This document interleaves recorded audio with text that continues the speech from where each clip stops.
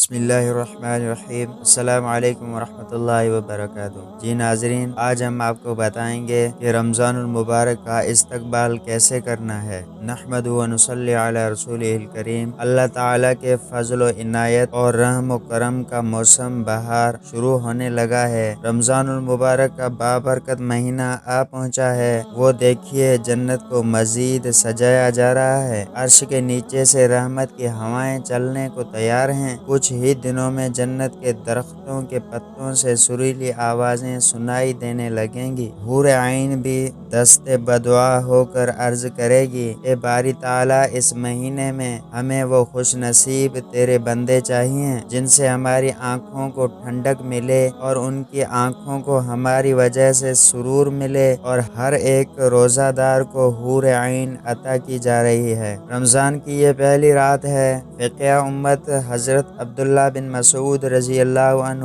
اللہ کے نبی صلی اللہ علیہ وسلم سے نقل فرماتے ہیں، اس میں جنت کے سب دروازے کھول دیے جاتے ہیں، پورا مہینہ ایک دروازہ بھی بند نہیں کیا جاتا، اور دوزخ کے سب دروازے پورے مہینے کے لیے بند کر دیے جاتے ہیں، ایک دروازہ بھی نہیں کھولا جاتا۔ سرکش شیاطین و جن سب کو زنجیروں سے قید کر دیا جاتا ہے۔ ایک آواز دینے والا آسمان سے ہر رات طلوع فجر تک آواز لگاتا رہتا ہے، خیر اور بھلائی کے طلبگار، اللہ کی طرف سے خیر کو قبول کرو اور خوش ہو جاؤ، برائی اور شر کے طلبگارو رک جاؤ اور ہوش سے کام لو۔ کوئی ہے جو مغفرت طلب کرے، ہم اس کو بخش دیں، کوئی ہے جو توبہ کرے، ہم اس کی توبہ قبول کریں، کوئی ہے دعا مانگنے والا، ہم پوری کرتے ہیں، کوئی ہے سوال کرنے والا، ہم عطا کرتے ہیں۔ ہر رات 60,000 لوگوں کو جہنم سے آزاد کر دیا جاتا ہے، اور عید الفطر کے دن پورے مہینے میں روزانہ 60,000 کے بقدر جتنے لوگ بنتے ہیں، ان سب کو ایک ہی دن جہنم سے چھٹکارا نصیب ہو جاتا ہے۔ یہ تو آسمانوں پر فیصلے ہو رہے ہوتے ہیں، اب زمین کی طرف آتے ہیں۔ وجہ تخلیق کائنات حضرت محمد صلی اللہ علیہ وسلم رجب کے مہینے سے ماہ رمضان کی تمنا شروع فرماتے، اللہم بارک لنا فی رجب و شعبان و بلغنا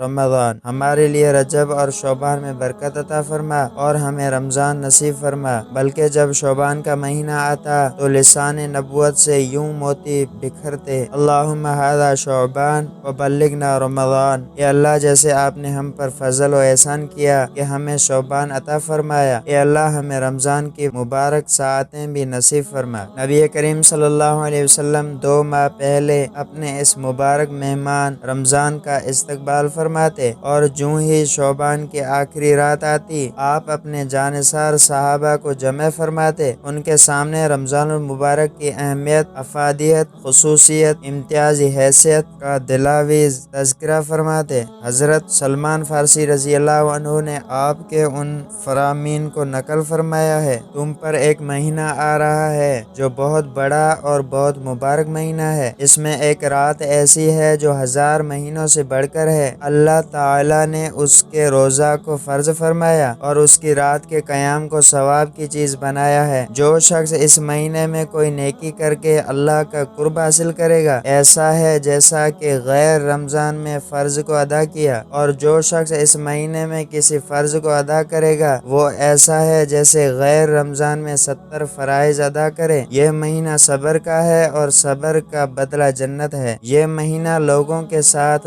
غم خواری کرنے کا ہے۔ اس مہینے میں مومن کا رزق بڑھا دیا جاتا ہے۔ جو شخص کسی روزے دار کا روزہ افطار کرائے، اس کے لیے گناہوں کے معاف ہونے اور آگ سے خلاصی کا سبب ہوگا، اور اسے روزہ دار کے ثواب کے برابر ثواب ہوگا، مگر اس روزے دار کے ثواب سے کچھ بھی ثواب کم نہیں کیا جائے گا۔ صحابہ کرام رضی اللہ عنہم نے عرض کیا، یا رسول اللہ صلی اللہ علیہ وسلم، ہم سے ہر شخص تو اتنی طاقت نہیں رکھتا کہ روزہ دار کو روزہ افطار کرائے۔ تو آپ صلی اللہ علیہ وسلم نے ارشاد فرمایا کہ یہ ثواب پیٹ بھر کر کھلانے پر موقوف نہیں، بلکہ اگر کوئی بندہ ایک کھجور سے روزہ افطار کرا دے، یا ایک گھونٹ پانی یا ایک گھونٹ لسی کا پلا دے، تو اللہ تعالیٰ اس پر بھی یہ ثواب مرحمت فرما دیتے ہیں۔ یہ ایسا مہینہ ہے کہ اس کا اول حصہ اللہ کی رحمت ہے، درمیانی حصہ مغفرت ہے اور آخری حصہ جہنم کی آگ سے آزادی کا ہے۔ جو شخص اس مہینے میں اپنے غلام اور نوکر کے بوجھ کو ہلکا کر دے تو اللہ تعالیٰ اس کی مغفرت فرما دیتے ہیں اور آگ سے آزادی عطا فرما دیتے ہیں۔ اس مہینے میں 4 چیزوں کی کثرت کیا کرو، جن میں سے 2 چیزیں اللہ کی رضا کے لیے ہیں اور 2 چیزیں ایسی ہیں جن سے تمہیں چارہ کار نہیں۔ پہلی 2 چیزیں جن سے تم اپنے رب کو راضی کرو